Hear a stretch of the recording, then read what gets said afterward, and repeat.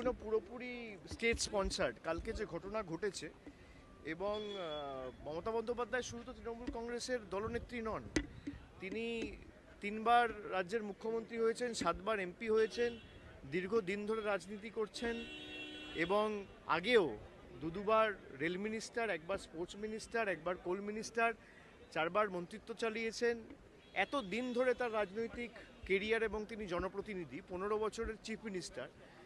মানে উদ্দেশ্য প্রণোদিতভাবে, পুরোটা পূর্ব পরিকল্পিতভাবে যেভাবে বিজেপির গুন্ডারা, আর যাদেরকে মানে ফুটেজে দেখা গেছে, তারা তো কেউ পৃথক কোনো সাপোর্টার বা কর্মী নয়, তাদেরকে এমএলএর সাথে দেখা গেছে, তাদেরকে বিজেপির প্রার্থীর প্রচারে দেখা গেছে, বিজেপির বড় বড় সব নেতাদের সাথে তাদের ছবি রয়েছে, আমার কাছে ছবি আছে, আমি দেখাতে পারি আপনাদের।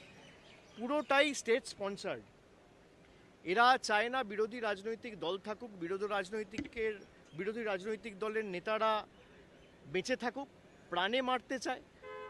গতকালের যে ঘটনা, এটা আবার প্রমাণ করছে। আপনারা দেখেছেন, আমি যেদিনকে এয়ারপোর্টে গেছিলাম, এখানে স্পিকারের সাথে দেখা করতে এসেছিলাম, সেদিনকে রাত্রে কলকাতায় ফিরে যাওয়ার সময়, খুব সম্ভবত 19শে জুন, এয়ারপোর্টে বন্দুক হাতে দেখা গেছে বিজেপির এক দুষ্কৃতীকে। এখনও পুলিশ তাকে অ্যারেস্ট করেনি। তার সাথে শুভেন্দু অধিকারীর ছবি রয়েছে, যিনি বর্তমানে এখন বাংলার মুখ্যমন্ত্রী।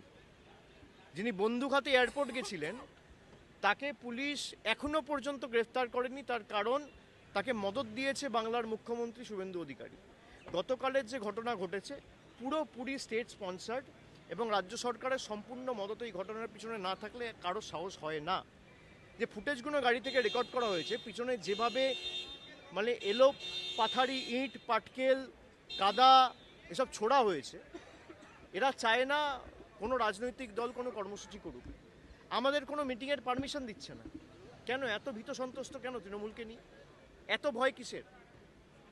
দল ভাঙানির খেলা করেছেন, তৃণমূল কংগ্রেসের এমপিদের ভাঙিয়েছেন, এমএলএদের ভাঙিয়েছেন, আর এখন যারা বিরোধী দলের তকমা পেয়েছে, তারা তো আমি দেখলাম না গত 2 মাসেও, তকমা পাওয়ার পরেও বিজেপির কোনো রাজনৈতিক নেতার বিরুদ্ধে কোনো আক্রমণ, কোনো একটা সাংবাদিক বৈঠক করে আক্রমণ করে দুটো ন্যায্য প্রশ্ন বা দাবি, মানুষের দাবি নিয়ে সরব হতে। তারা আক্রমণ করছে তৃণমূল কংগ্রেসকে, তারা আক্রমণ করছে মমতা বন্দ্যোপাধ্যায়কে, তারা আক্রমণ করছে আমাকে, তারা আক্রমণ করছে এখনও যারা তৃণমূল কংগ্রেসকে ভালোবেসে দলটা করছে তাদের। এই বিজেপি আর বিজেপির বি টিম মিলে বাংলাটাকে শেষ করেছে। আমার বিশ্বাস যে বাংলার মানুষ 3 মাসে এরা যা দেখিয়েছে, বাংলার মানুষ এদের ক্ষমা করবে না। অন্নপূর্ণার ভাণ্ডার নিয়ে প্রতিশ্রুতি দেওয়া সরকার ক্ষমতায় আসার পর অন্নপূর্ণা ভাণ্ডারের পর বুলডোজার চালিয়েছে। চারিদিকে ভয়, সন্ত্রাস, ভেঙে দাও, গুড়িয়ে দাও, জ্বালিয়ে দাও, কাটিয়ে দাও, গুড়িয়ে দাও, এই রাজনীতি, ভয়ের রাজনীতি। তারা বলেছিল ভয় আউট, ভরসা ইন। আজকে বাংলার মানুষ দেখছে 3 মাসের যে সরকার, ভরসা আউট, ভয় ইন। মানুষকে দেওয়া যত প্রতিশ্রুতি সব বন্ধ, সব একটাও পূরণ করে। কোনো প্রতিশ্রুতি এখনো পর্যন্ত পূরণ হয়নি।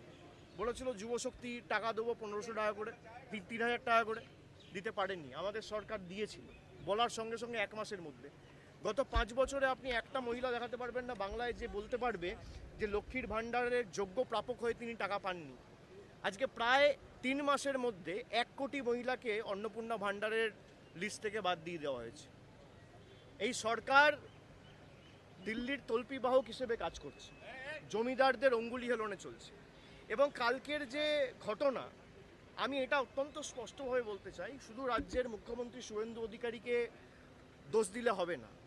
এর পিছনে প্রত্যক্ষভাবে মদত দিল্লির নেতাদের রয়েছে।